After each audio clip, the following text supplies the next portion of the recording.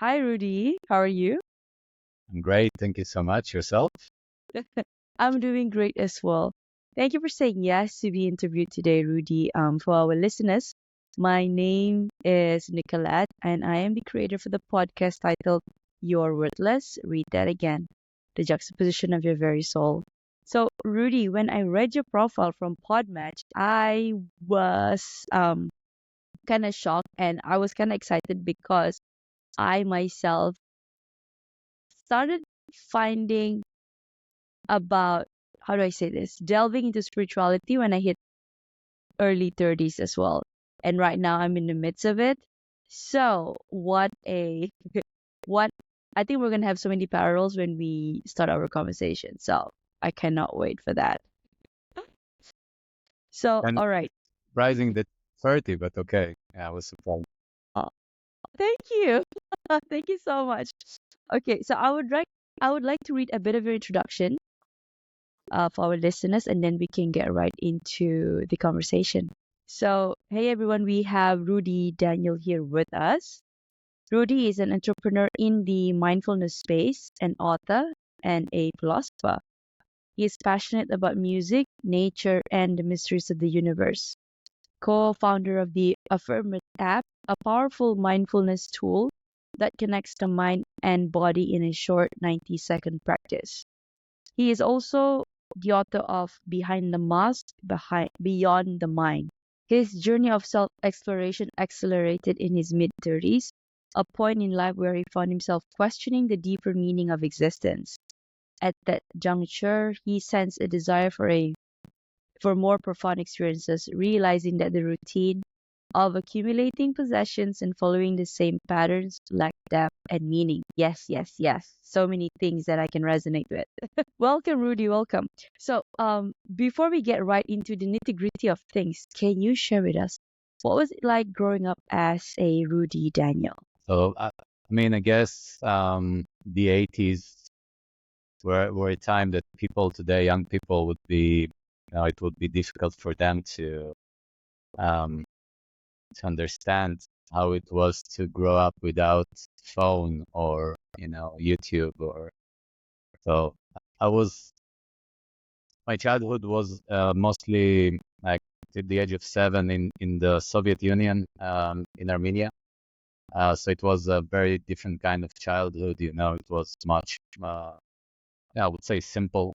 And during my childhood, I was amazed by the intensity of this experience of life.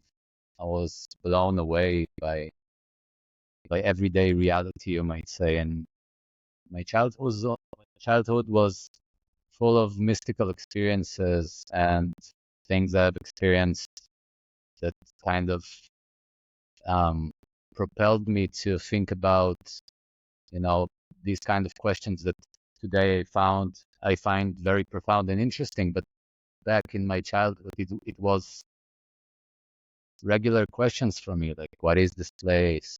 What am I doing here? It all looked very magical to me. Mm. Uh, So this was my early childhood, and when I grew up and during my adolescence, it faded away as I was more and more drawn to the mundane type of reality that we all experience during this time. So I would say it was simple and yet mysterious and beautiful. Thank you. I think you put the groundwork there before we get the momentum going of our conversation. So, in the introduction, you mentioned there was a there was a part where you said you got tired of accumulating possessions and following that same pattern. So, what happened after you realized that the day-to-day routine lacked meaning and depth? Well, that happened in my early 30s. Living for 30 years is a long period of time. I realized, Hmm. it's a long time. So in this time, until I hit 30, already have done many, many things in my life, different businesses, family, all the affairs that a grown person would usually go through. Maybe for me, it was a bit more accelerated because I'm kind of crazy with my approach to life, to get as much as I can. And I was growing tired of this mundane feeling of, okay, what's next? What's next? Am I just growing old from here and that's it? And is it all? Is just a rat race? And I understood that each new possession that I got, although got me thrilled for a certain period of time, but after some time it became useless or worthless or meaningless. And the pursuit for the next big thing would always result in the same kind of, um, emotional satisfaction or unsatisfaction that I had. When it hit me hard at the early 30s, I I was drawn more and more to the conclusion that life is meaningless, and I developed a cynical approach to life, a harsh approach to life, and it got me more down. So this kind of pattern of thinking led me to the profound questions I had when I was a child again. So I began wondering, who am I and what am I doing here? And maybe it's more than what it seems. So this was um, the kind of pattern or flow that paved the way for me to become an author, a philosopher, and dealing with all this subject of mindfulness and meditation and all these teachings that I accumulated from mainly from the Eastern traditions, but also from modern Western philosophies and arts and science. Hmm.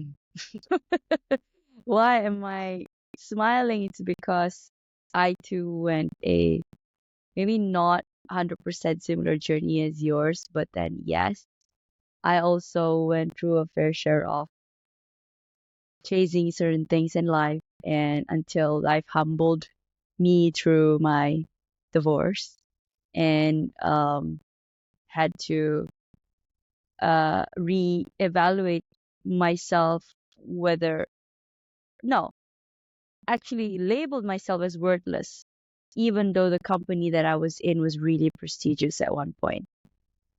So that too made me think that, who am I in this world? Why can't I get anything right? Why can't I get the love department right? Why can't I get my career right?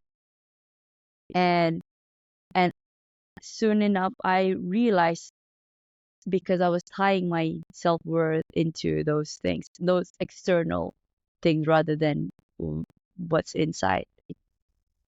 Uh, I'd, Let me see. It's about 4 years now and counting, working on the dark night of the soul. Also went into teachings of the Eastern Taoism, and I read your profile Taoism, anything, Ellen Watts, Young, quantum physics, you name it. So, Beautiful. I it and when you were saying when you were a kid, you were so amazed by how life is, but then society conditioned you to pursue this worldly things, and then it's funny how universe has a way for you to come back to the root, I would say, the circle. So yeah, I want to ask you, like, how do you define mindfulness then, and why should one care about mindfulness? Yeah, that's a very good question. I would say that there is a lot of definitions today when people speak about mindfulness. Usually, people use the terms mindfulness and meditation, um, and in the same kind of meaning. But I would suggest that mindfulness is a rather simple thing to understand. It's coming from the word itself. It's being full of mind or being mindful of things and basically of life.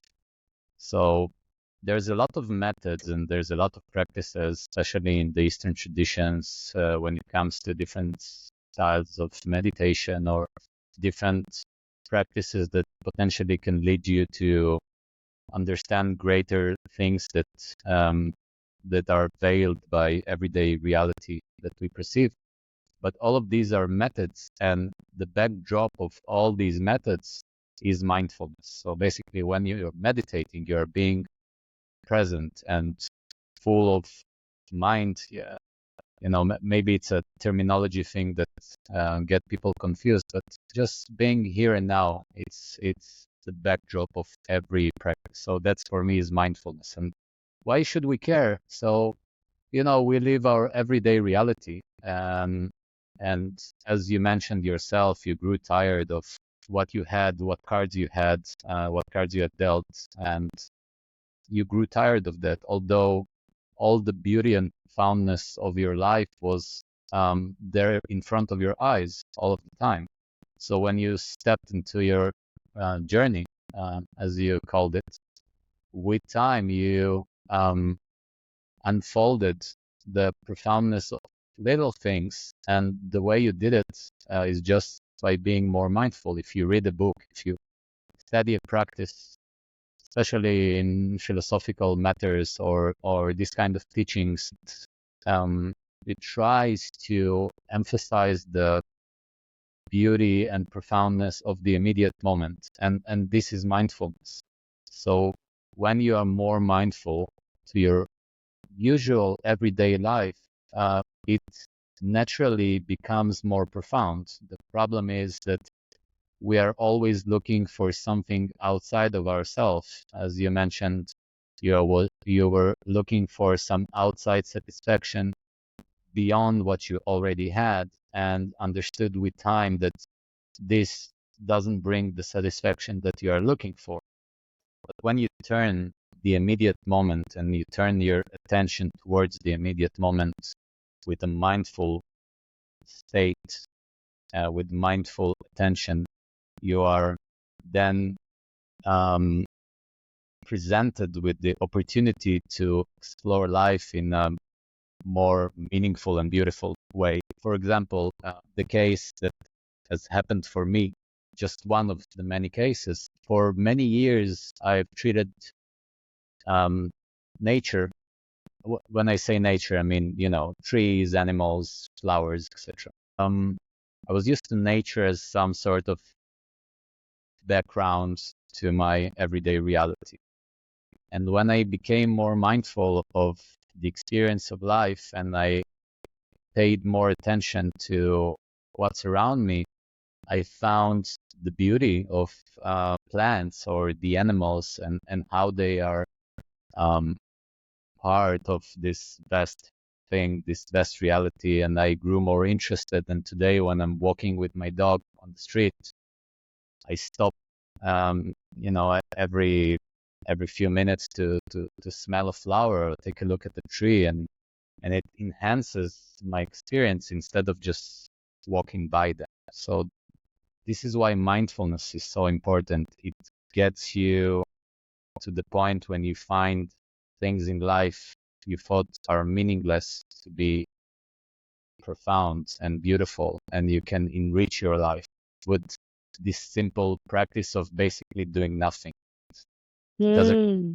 anything. You don't need to accumulate. You don't need to go and search for mindfulness outside. It's just something that you can do, just like that.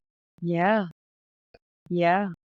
Because yeah, when you were explaining, I was already imagining the act of, if you look at a flower, you can actually feel the flower and look at it and then like be amazed at so say this is one flower and then you have the leaf next to it, right? It's different, and if you go deeper, it's like, even for me, like when you were saying it, you can almost you're using your senses at the same time when you're touching it, you're looking at it, and you can also, if you go deeper, like how amazing it is for it to take in to take in carbon dioxide and then releases the oxygen to us, right? And then really go back to the basics of what we learned before. It, for me personally, my experience being here, practicing to be here, to be present, to just be right here takes a lot of um not courage, willpower, because you cannot sometimes, before at least, you cannot help to think about, am I gonna be able to finish the work that I said I'm gonna finish, that my boss asked me to do? What about the, say for example, if okay, you're an app developer, right? An app developer, maybe not you, an app developer out there. Okay, what is the how are people perceiving the app in the now that it's released, right? Those kind of thinking and worry. It took me a long time to just separate that and let it happen or unfold naturally, rather and just be in the moment. When you said doing nothing, like I got reminded of a phrase, dolce far niente, the joy of doing nothing. And before, I thought doing nothing means being unproductive at all, but it's actually the most productive of you. Yeah, yeah, exactly. It's a phrase that a lot of people confuse because people think that doing nothing, so they ought to go and do nothing. So this is actually an action as well, trying to do nothing. Ah, oh, So that's a good one. You brought it a level deeper. Yes. The act that you actually want to go and do nothing, yeah, that's already a step there. Okay. it's it's like trying not to desire. When you're trying not to desire, you're desiring not to desire. So it's a paradox. So Whew. what Yeah. you mean by do nothing is more,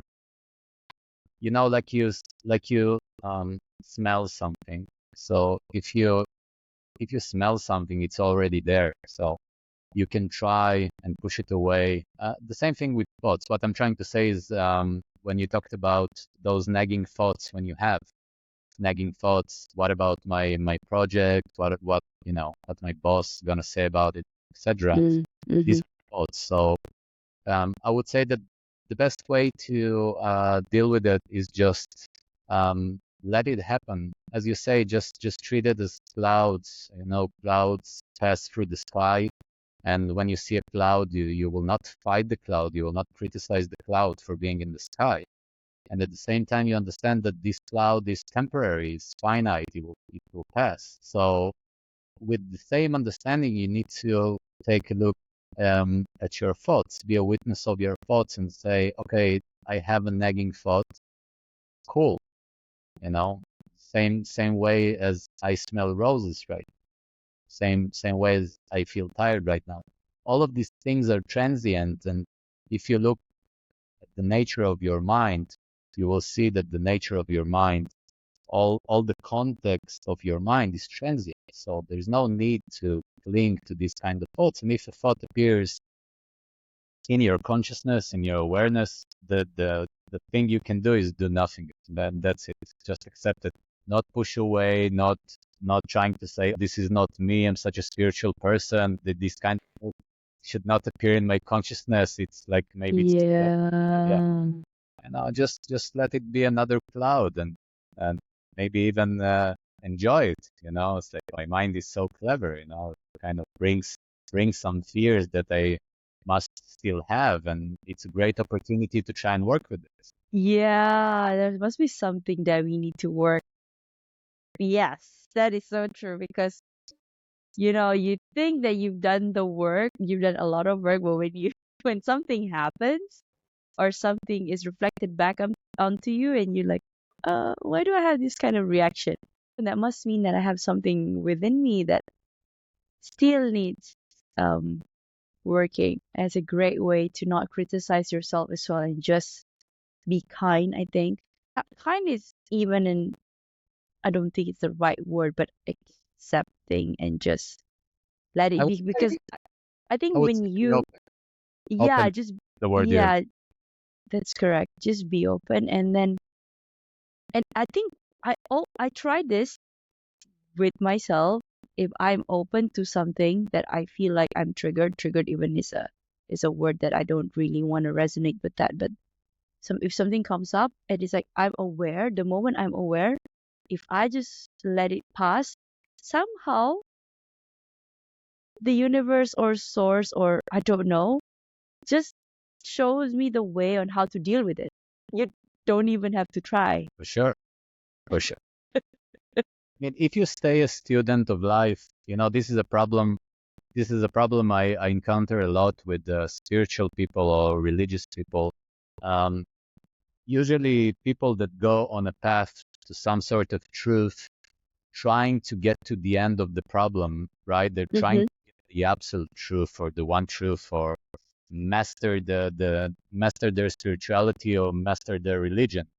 But this is a very potent trap because the truth can never be spoken. I mean, if we want to say the truth, we need to stay silent.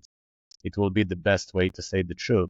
So if you are Oh. stuck on being a teacher or stuck on being a preacher, then you are defending yourself. You're defending your position. And when a new information comes or a nagging thought comes or a new experience comes that might shatter your belief system that you have accumulated, you will be in fear or you will be in, filled with anger, trying to push away.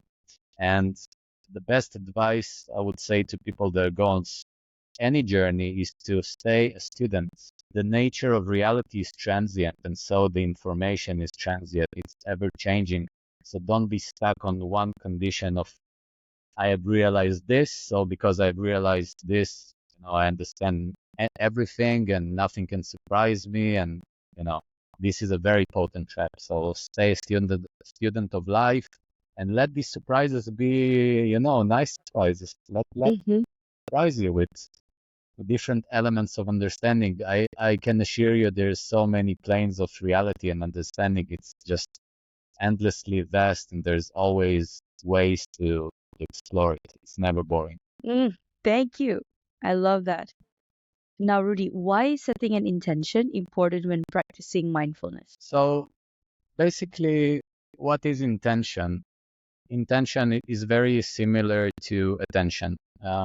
Where you place your attention or where you place your intention, if you take a look at your life experience, it usually manifests in the same direction. So let's say if you have destructive kind of thought patterns and you're absorbed with self-pity or you're loyal to your depression or to any kinds of those negative feelings, it will begin to manifest in your life because you're placing your attention there. A different kind of example is when you're looking for a new car, you will see that um, this specific car appears more and more in your reality and you see it everywhere because you're looking for it. Or if you're looking for some kind of dress, so you will see this dress more and more. So the way intention or attention works is you place your awareness somewhere and then reality presents the opportunities. So it's like going on a trip with a map and you're placing your intention in a specific place on the map and you say, I'm going there. So I may take a left turn or right turn, but in the end of the day, I want to get to this point. This is my intention. This is my lighthouse. So this is a good way to practice something positive because we're so conditioned to negative way of thinking that it's natural for us to drift away from our intentions. So while we are practicing mindfulness, practicing different kinds of um, new positive patterns, we need to set the intention in order to remember where we're going because it's so easy to forget. So we need this lighthouse. We need to be aware of what was our initial intention.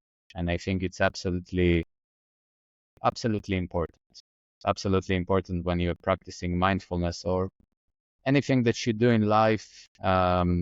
If you set yourself some sort of goal, it doesn't have to be something rigid or very serious, but just for the sake of understanding where you're going and not be so mixed up in the way, because anyway your mind and reality will mix things up on the way. So you need some sort of lighthouse to guide you through, and this is the role of intention. Again, when you were saying, I remember this quote by Rumi, what you seek is seeking you. Hmm. So if you seek something, that Yeah, thing is seeking you as well. that's a nice quote. Yeah. Okay. You said here, people who started meditation and stopped. Why is it so hard or challenging for many people to meditate or practice mindfulness? So when I'm talking about that, this kind of meditation, I'm usually referring to the West, because the West has very strange interpretation for meditation. What meditation means in the East and what meditation means in the West are two different things. The same thing. Mm-hmm. Yoga is a way of life in the East. There's the everyday yoga for different kind of choices one might have on his journey, and in the West, yoga means sport. So these are two. Mm-hmm. So usually, meditation in the West is practiced like some sort of a gym schedule. You go to the gym, and in the Yeah. same way you meditate. So um, people think that you need to sit in a certain position, close your eyes, and think of nothing for 10 minutes. So usually the recommendation is 10 minutes a day. When you read blogs and when you talk to people, like, do you meditate? And usually they say, yeah, like I meditate once a week. Um, and I ask, okay, so what is the meditation like? And usually what they say is, I just gonna demonstrate it. So you close your eyes and you're okay, like, okay, now I'm meditating. It's a bit hot in here. Okay, I'm meditating. My leg is itchy. What I'm gonna do about it? Did I ruin my meditation? My God, I'm supposed to meditate. And out of those 10 minutes, how long do you really meditate? It's more like you're in very close proximity with your mind because your eyes are closed and you're having all these thoughts. So this is not meditation. It's a way to get fatigued, and a lot of people do get fatigued from this kind of meditation. So I think this is the main reason why people get tired of meditation and don't do it correctly. The way that meditation is presented in the East is something altogether different. Meditation is the basic condition of our being. So that means peace, tranquility, um, and no mind, as the Chinese call it, wushin, no mind. So you can find a lot of examples of this kind of state in your day-to-day life without the preparation or without the intention of meditating. For example, I play the guitar, for example. So when I play the guitar, there's a profound moment in the act itself when I am absorbed in the musical piece and I no longer serve as the player or the active part of the creation, but I am the music. I'm really immersing myself in the music. So maybe music sounds a bit poetic and artistic to a lot of people. So let's use a more common example, something like cooking. So you can find yourself cooking, and in the process of cooking, you're so immersed in the process that you are free of thoughts. You're in the process, and this is pure meditation. This is the moment that you are here and now without any outer considerations of your situation, hot, cold, itchy. You're observed, you're immersed, and this is the true nature of meditation. And this is something one can replicate, um, not by rigid practices of sitting and closing your eyes and thinking of nothing, but by realizing that meditation is who you really are behind the veils of your everyday perception of life. So when you go further back and further back, you begin to realize, oh, this is my natural condition. I do not need to do something for it actively. If you want to attain meditation, it's like trying to steal your own watch because you already have it. You don't need to attain it once again.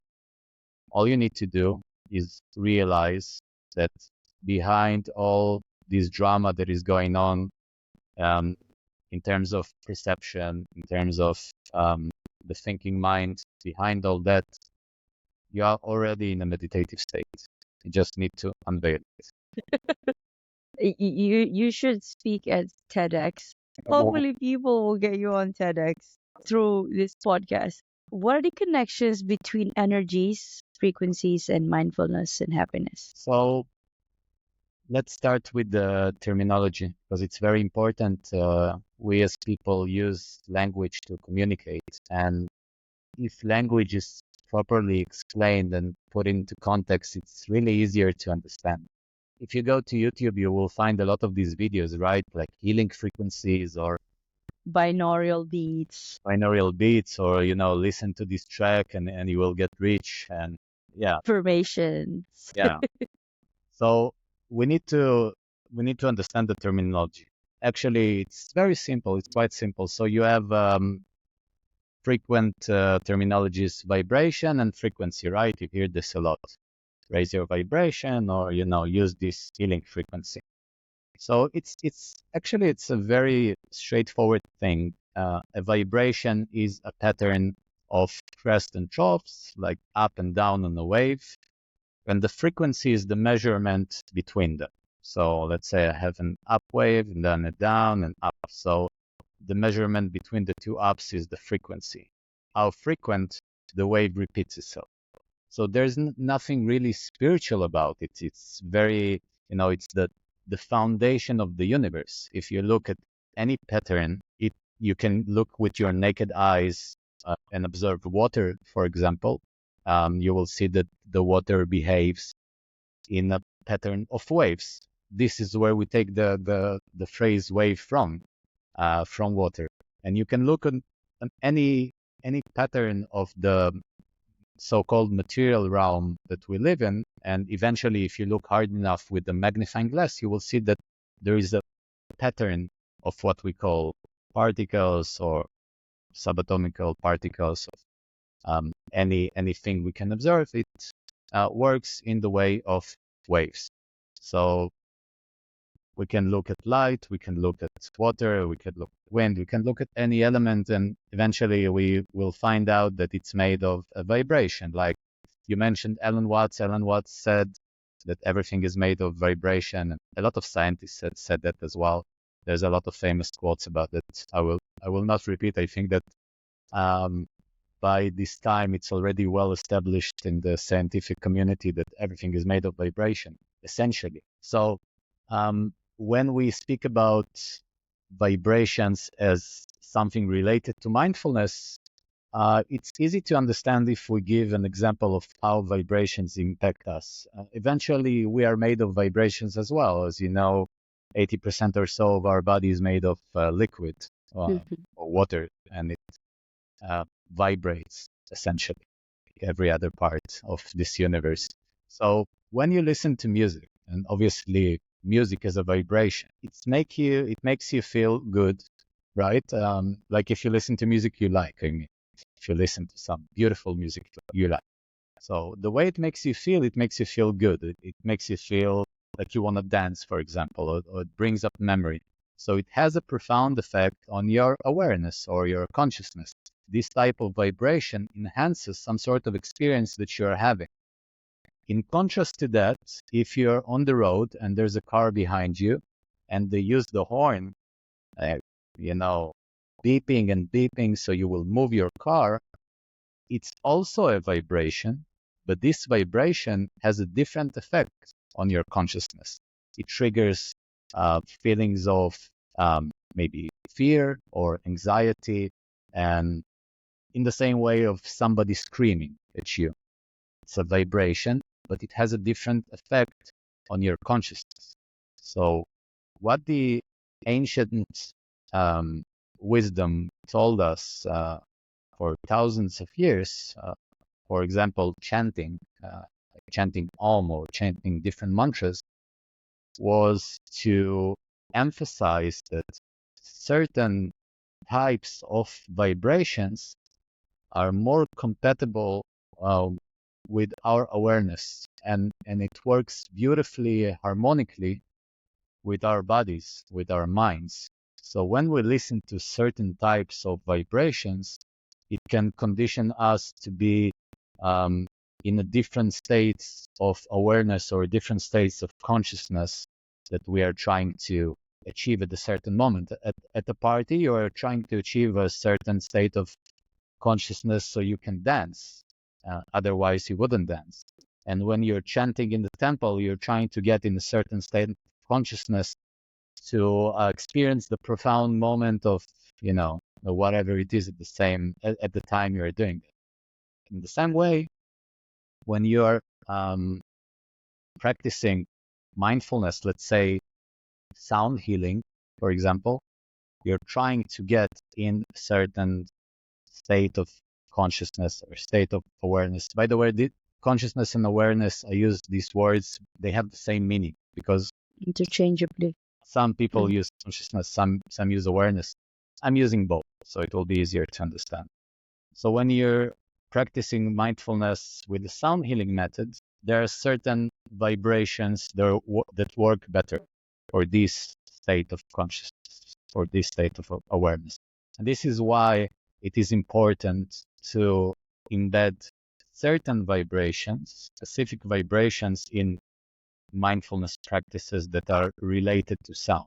So I would say that there is no music that can make you rich. There is no frequency that can, open your third eye or whatever the YouTube video suggests.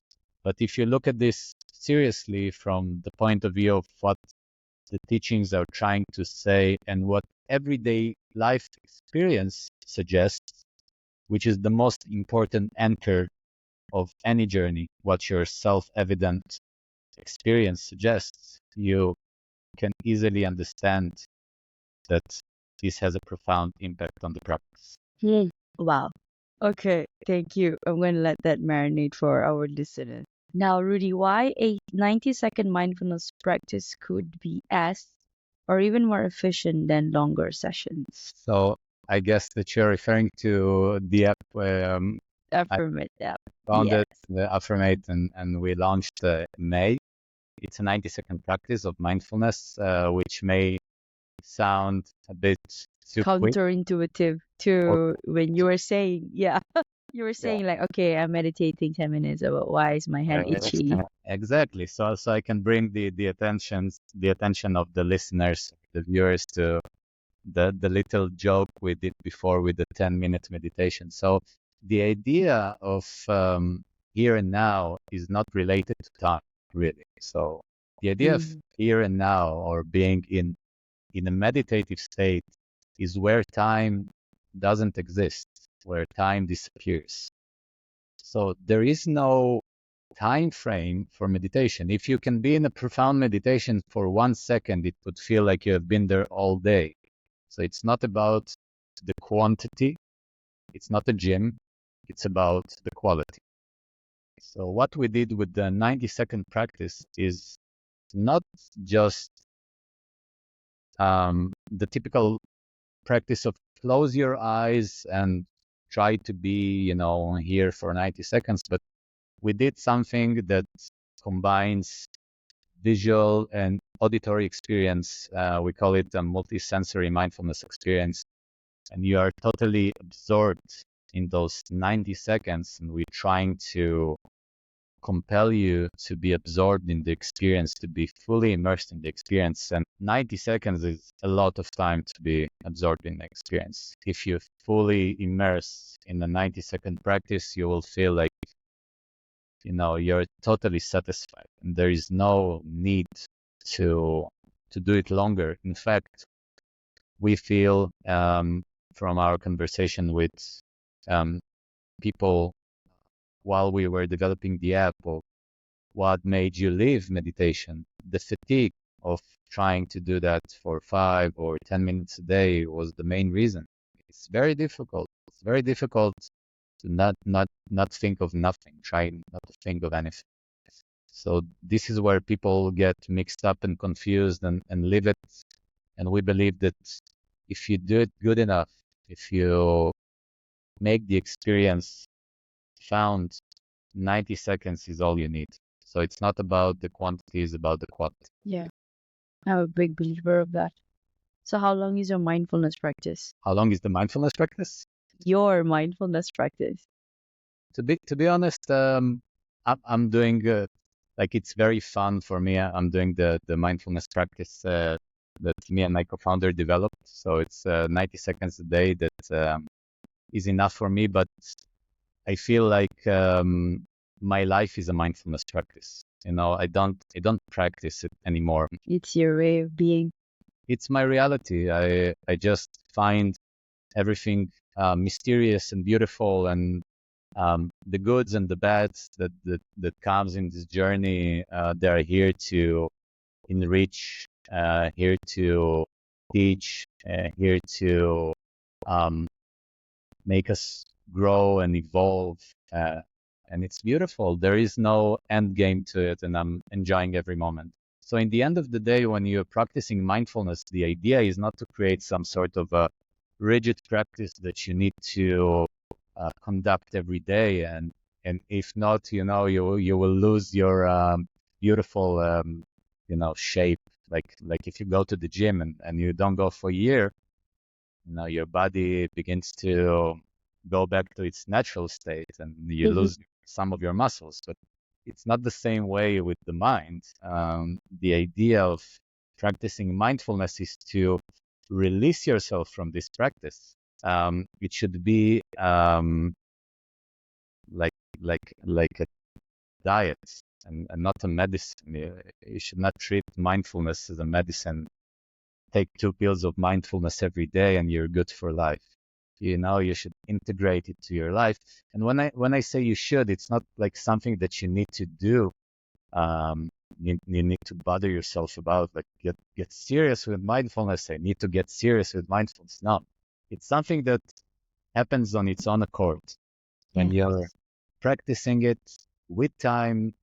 As you said, we are conditioned by society, and no one should be surprised that it doesn't come that naturally or that easy when you hit 30 or 40 or even 50 and you try to integrate these profound understandings into your life, that it should transform your life altogether in 2 weeks. It's not Hmm. 50.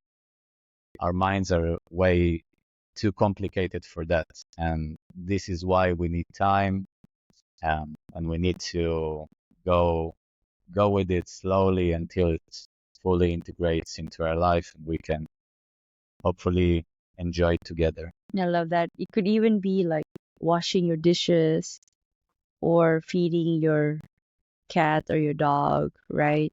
Okay. Yeah. Anything, anything. So, Rudy, tell us about your book and who should read it and why. I mean, it would be in my best interest to say that everybody should read it, right? Oh, yes. Yes, you want as many people. You want the world to read it. Yeah, it will certainly be nice, but no, no. The book is actually some kind of documentation of my life journey. And I wrote this book mainly to get my thoughts and all these courses I made with myself sitting alone in the balcony, on the balcony or in the forest in nature and thinking about life. It was just too much information to try and convey in one conversation when I tried to share it with others. So I understood that in order to get these thoughts out there, I need to write. And this is what I did. I kind of documented my experience from childhood um, to the current moment in my life in terms of my mental development more than my physical development, more my mental development and how it shaped my reality. And it's more of a conversational book between me and the reader where I present questions and the reader can think about them. And then I discuss them in more depth.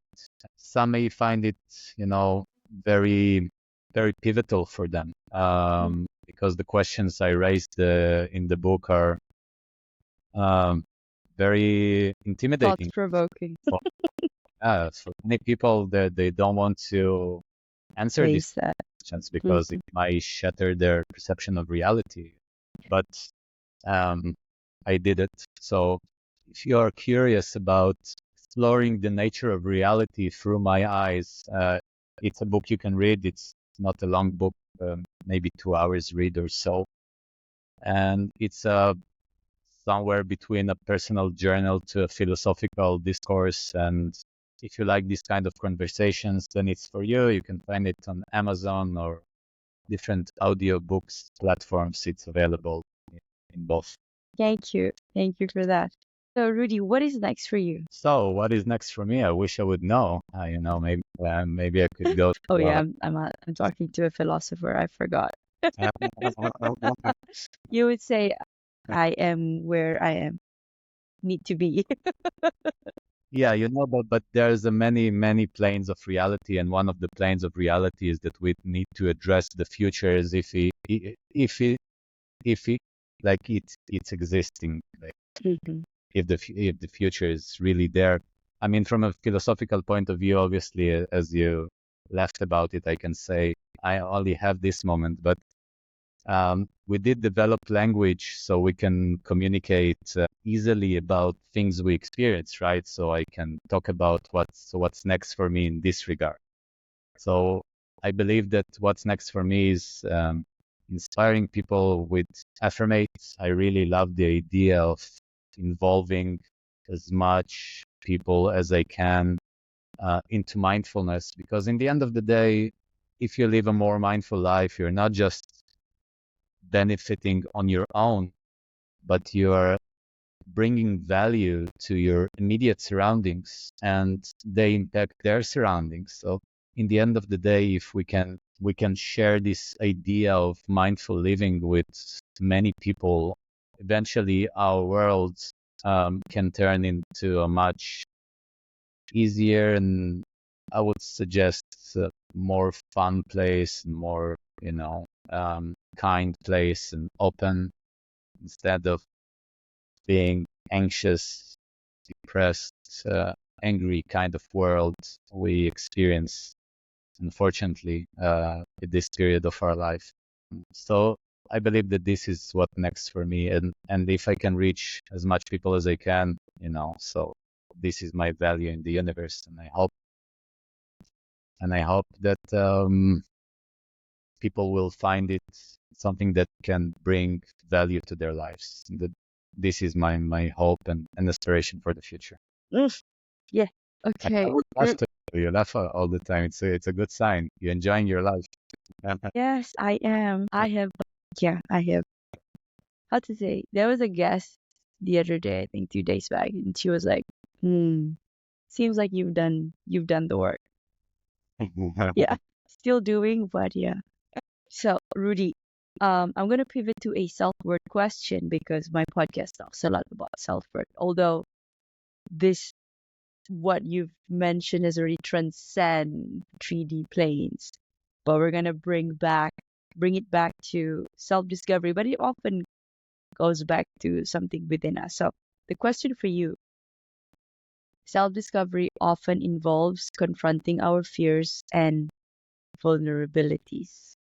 Now, what are your thoughts on this, and how can one overcome it? Yeah, that's a beautiful question, and I think that you might find help with the Western philosophy here, with the works of Carl Jung.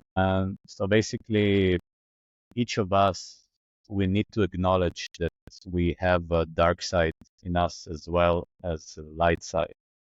So we live in a world that is made of dualities of differences, um, differences that just appear different, but in essence they're one.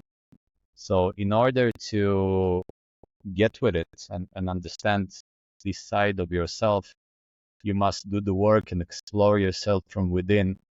What is the dark side within you? What are the things you dislike about yourself, at least now?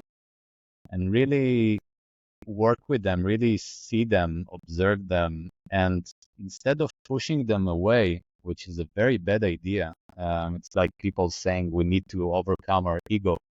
Like, where would you put your ego, or where would you put your anger? Is there a place outside of your consciousness?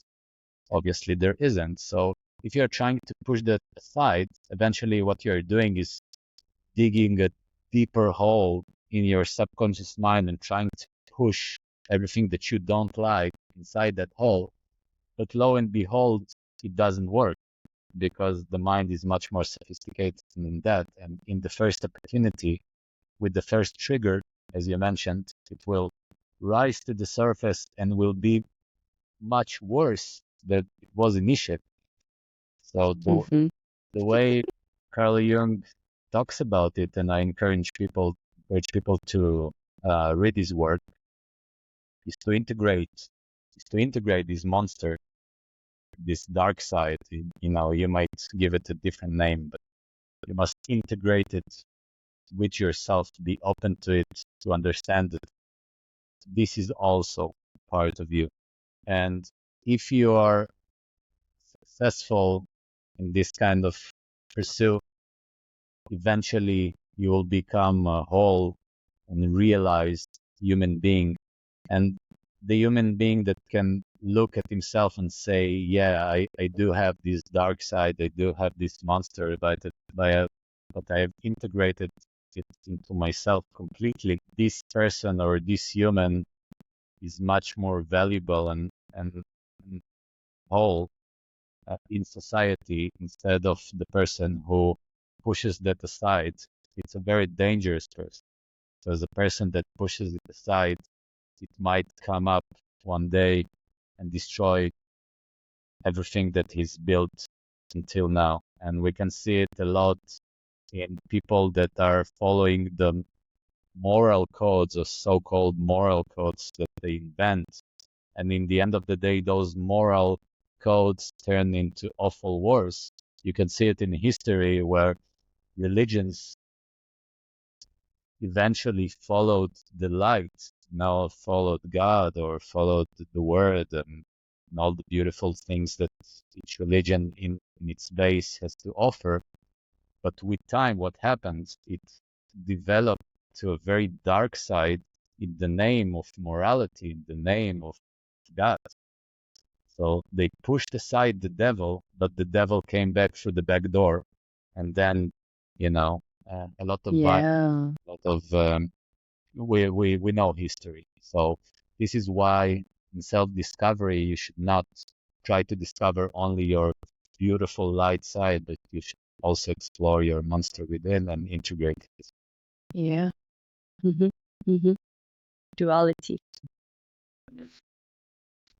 What is your heart's greatest wish? I feel so satisfied with life.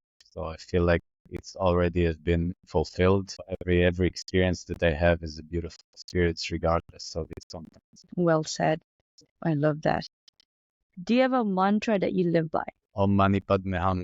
Wow, nobody has said that. But yes, I love that. Well, you Mm-hmm. know what it means. Umari palbi padmiham. Praise to the jewel inside the lotus flower. So yeah, it's a mantra I love because it reminds me that eventually when you're praying to yourself. So Mm. it's kind of a good practice that I love to do. You're praying to yourself because it is all within you. Exactly. Not a lot of people can understand that, but because that might open up another can of worms. Like I believe God is you and you are God, but some people might not be able to accept that narrative. So, but thank you. I mean, in the Eastern culture, it's very straightforward, right? Like if you say these kind of things, it's well acceptable by society. But in Mm-hmm. the Western world, it might come across as blasphemy or Yeah. something that is uh, someone should not say that. It's just a cultural difference in understanding, and this is why I encourage people to go and study the Eastern traditions, the theology, mythology, and the teachings, because it's very, very deep and profound, and it finds place in the heart of Westerns. in the past 40 years or so, maybe even more, maybe, from the 60s, it has been increasing, and you can see that mindfulness is now a growing vector in now in Europe, in the United States, in the Western world. It has a reason, and the reason is that people resonate with this kind of understanding, with this kind of teaching. And I would suggest that it will take time, but eventually the West will be more, it will accept this kind of teaching more and more. Mm-hmm. The world is, as a collective, is waking up slowly. That's what I believe. Hopefully. Hopefully.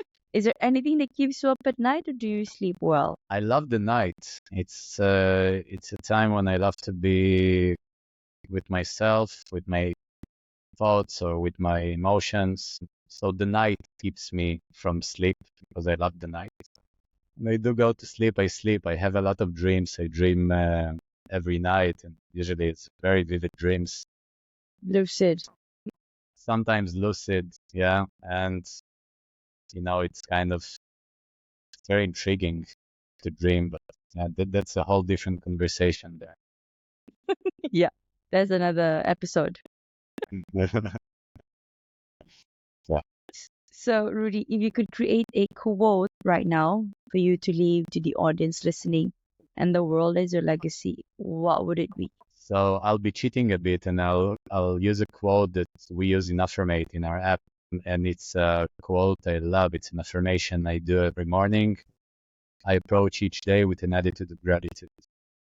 And I think that if people will approach each day with an attitude of gratitude, their life would slowly but surely transform. I felt that. And Thank the you. other one was Om Mani Padme. Oh, that's my mantra. Yes, your mantra. Yes. So, how could people reach out to you? Well, you can go to our website at affirmate.app, and you can use the contact form. Me and my co-founder Roy we are very engaged with the users, and we want to talk to you, and we want to hear your opinions about the app and how we can improve it, and how we can deliver our value in a better way to you. So you can reach out there, or you can go to my personal IG. I'll be happy to leave you some links, and you can share with the audience. I think it would be a great way. But yeah, I'm not that hard to find, just reach out. Okay. All right. And there you have it, guys. You heard it from the person himself, Rudy Daniel. Before we close off, Rudy, I'd like to thank you personally for the work that you're doing for the world and for advancing every step of the way despite the challenges, creating trails for those that will come after you. For our listeners, this has been that one podcast with that controversial name, You're Worthless. Read that again, the juxtaposition of your very soul. Now, if you find yourself thinking that you are worthless, you're probably not alone. But more importantly, ask yourself a level deeper. If I'm worthless, then why the heck am I here? It is because your soul have chosen to be here energetically, all the way from the ethers, and for that reason itself, you are worthy and you are enough. This has been Rudy Daniel, your guest of the day, and Nick Niaras, your host, signing off. Thank you very much, Rudy, for your time. Thank you so much, Nick. It was a beautiful conversation. Thank you. Thank you.